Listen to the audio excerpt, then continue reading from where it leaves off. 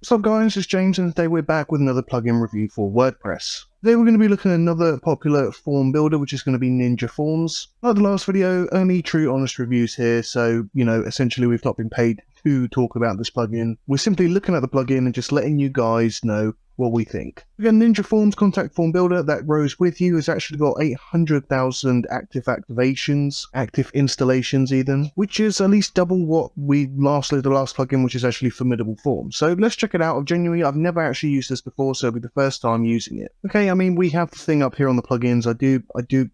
It's a pet peeve of mine because sometimes you can be using quite a lot of plugins and essentially what you end up is with just the whole top part of most of your backend pages with like ads. I do get it, obviously they need to advertise themselves, it's a free plugin, but still, just a pet peeve of mine. And also what I'm noticing is that you can't actually click the X. Let's try dismiss. Okay, so you can at least get it off for the time being. Next one is on the left hand side. That's the thumbs up for me. I always like it when they have their own section and it's not just in tools or settings and you can't actually find it, or some not even at all. You have to go to the plugin section and then find the settings button here. Very annoying. Ninja Forms don't do that. So we got our dashboard, add new form, submissions. That's pretty cool. I mean, I need to check that that's actually on the free version. If that's on the free version, that's great. Import, export, settings, and get help. Simple. To be honest, simple sometimes is better. Sometimes when you add too much stuff, it's more stuff that can go wrong or more stuff that you need to understand. So let's get started first with the dashboard. That's fairly simple. As usual, we have a normal contact me one just so we can see what they're like. We have forms, add-ons over here.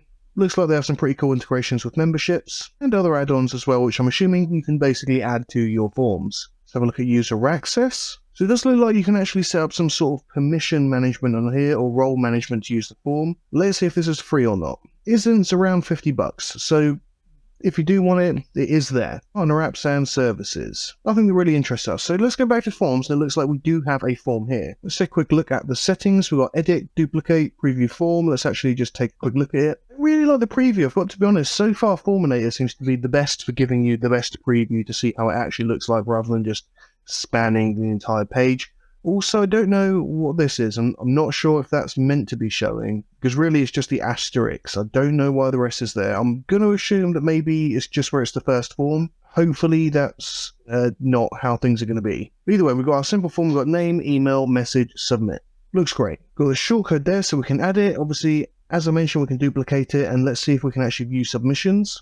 Fantastic, so we can view submissions as well. Another thing, again, like I mentioned in the last video, Contact Form 7 does not give you unless you have another plugin, which can be a little bit annoying. You can also download all your submissions and essentially export all of them in bulk from your forms. You can even do a few cool bits like trigger an email action or different bulk actions. Cool. So the most important bit, let's go to add new and let's see how easy it is to actually create a form on Ninja Forms. It looks like straight away we have a few templates, which is pretty cool. I do like templates because sometimes they can save you a lot of time. I mean, personally, I do usually start with a blank form, but let's say you need a quick contact us page. You just need it quite quickly. It's right there, event registration. In fact, let's see if these are actually usable. Importing. Oh, so usable. They give you the free templates that you can just use. I quite like that. Anyway, let's just go to an add new and let's go for a blank form. Let's start from the start, see how it goes. Looks like we have our form builder on the left. We have our sections on the right hand side where we can actually pick and put in there. We do have a nice amount of options here. The only thing that I have noticed, obviously not allowed the file upload. Fair enough, a lot of form plugins don't let you use that for the free one. Forminator do. Apart from that, we do have the anti-spam recapture that you can add on there. I'm assuming you'll be able to add that to the settings somewhere. Checkbox, multi-select, date, time checker. Cool. So let's build ourselves a simple one. First name, nice and easy. Email, I quite like this actually. I quite like the UI, the way that this is all. I like the little things in form building sometimes. And let's do the phone number as well. Let's put that at the bottom. Now it looks like each individual one we can actually click on. We can delete, copy, or go to the settings. Choose whether it's required, display values, the placeholder, help text, and description. I really like that. So far, I'm very happy with what you can actually do on here. Now, how do we get back to? If I click done, obviously I'm not just going to test out all the buttons. The buttons are buttons, but it's pretty much drag and drop. To do the settings, it's a setting button. I wonder if we can put one next to each other, if we can move it again. Okay, so you can't go left to right, but it seems that you can go up and down, which it's a little Okay, no, it does work. It does work all right. So you can also add sections from this bit here. And it seems very simple in terms of, what you can do with it and the settings. What I like in there is also the help text actually gives you the rich editor, which means you can add links as well. So let's say you might have a help article for a particular section. You could actually link it straight from the help text. Very cool. So let's say, my very simple form is now done. What would we do next, which is stuff like emails and actions or the advanced section. That's quite nice. It's also made it quite simple and not too over the top with choices. Do they get a success message? I'm assuming this is going to be, there we go. So that's the message that we're going to get if we want a success message after they've sent it. Is it going to go to the admin email? What is the admin email? It seems to just get the admin email for you as well, which is, obviously you can change that. That's the one that you've signed up your WordPress site with. It will use that one. If you don't want to use that one, simply change the two. And record submission, because sometimes you might want it on your database, sometimes you might not want such a large database on your WordPress site with all the submissions on there. Let's see what new actions they also have. Cool. So redirect as well, delete data on requests. Obviously you can create a form to delete particular people's data. Maybe you've got like a membership, maybe they're signed on or got certain things that they want to. Export data request. Now I'm not sure, I'm going to assume that this is the pro version here. Let's have a look. It is, yeah, so that's fair enough. They're not going to give you all the options there. So emails and actions, that's pretty cool. Let's go to advanced. So here we have display settings, restrictions, and calculations. It's pretty cool. They have calculations.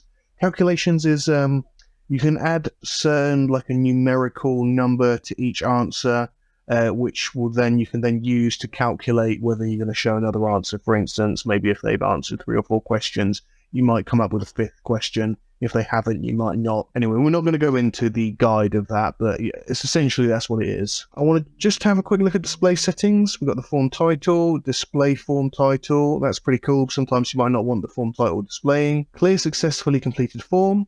Again, quite nice. So by the time they actually finish the form, if they do successfully click it, they send in the inquiry, it will then clear the form. Because potentially it might be the case that they actually have to do another form afterwards for somebody else. Or you can actually hide the form completely after a successfully completed form. You can also in the advanced section do stuff like custom labels or default label positions and heading size. I've got to say actually I'm quite happy with this, especially for one that I've never used before. So I didn't really have any high hopes or low hopes.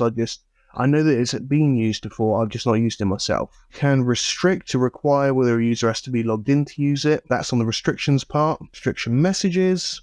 And of course, like I said, calculations. But we're not going to go into variables and calculations. Go ahead and preview. So really, I know it doesn't look great on here, but I'm assuming like the Formidable plugin, when you put it into a certain box, it will then fit the box. So if the box is smaller, that will fit.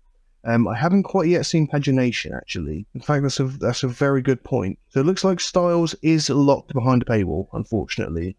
That will give you columns, rows, backgrounds, borders. However, I am going to assume here that if we publish it, let's just do a test one there. We're going to publish it. We've got the public link, but I haven't seen the shortcode. Oh, there we go. So this is the shortcode to embed the form. So let's actually go ahead and try and embed this on a page just to make sure that it will fit in a smaller box. It doesn't have to be a full page form. I'm sure it doesn't have to be, but it's always good to check. So for this, I'm actually going to do a column. Let's do like one with a nice little middle block here, and let's put the shortcode in. All right, publish, and let's check this one out. Cool. Yeah, so essentially it, fits the block, and also I can see on the actual form that we don't have that coding as well. It literally says fields marked with a, one of these are required. So that's perfectly fine, and, I quite like that. Obviously, again, like other form systems, which they don't normally warn you, you need your mailing set up. So whether you've got WP, SMTP, which I actually don't have on here, set that up, set it up with Brevo, set it up with Google, any free way that you can set up your mailing system to make sure that your forms are getting sent to you, the admin, or anybody else. Anyway, otherwise, submissions, pretty self-explanatory. We get the submissions there. Import and export, pretty cool that you can import or export. I'm assuming it's forms, submissions, and stuff like that you can import and export. But the next and last important thing is settings, and see what settings we have. I kept it simple, and we got some options. Let's look through them. Date format, currency as well, which is pretty cool. So you can change that. Let's say if you're in England or something like that, or Britain, you're charging pounds, or wherever else you are, you can change that. Recapture settings for V2 and V3. Cool. So you can either have the invisible one or the checkbox, and some fairly standard other options. We actually don't have a lot of options, if I'm quite honest. We have the main options. I suppose maybe we could do with a few more. essentially for you to have your contact form and for it to work, this will work.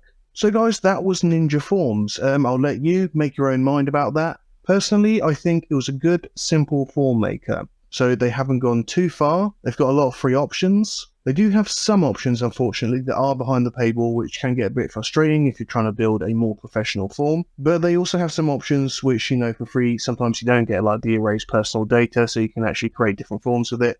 Plus, you get a number of free templates that are really helpful. I'm probably going to give it a 7 out of 10. So just like the Formidable Forms, there's good and bad points. I wouldn't say it's any better. I wouldn't say it's any worse. They're both not the same type of form builder, but, essentially some have better things than the other, some have worse things than the other. Personally, I would still go currently with Forminator. Out of all the 3 forms so far, you get the most free options and it's probably the easiest to manage. However, it can be a little bit complicated where something like this would actually probably be more helpful for you. So thanks for watching, guys. We have another 2 videos popping up now. If you want to watch any more videos that are related to this or anything on our channel, make sure to like, subscribe so you get more videos popping up for you or in your notifications.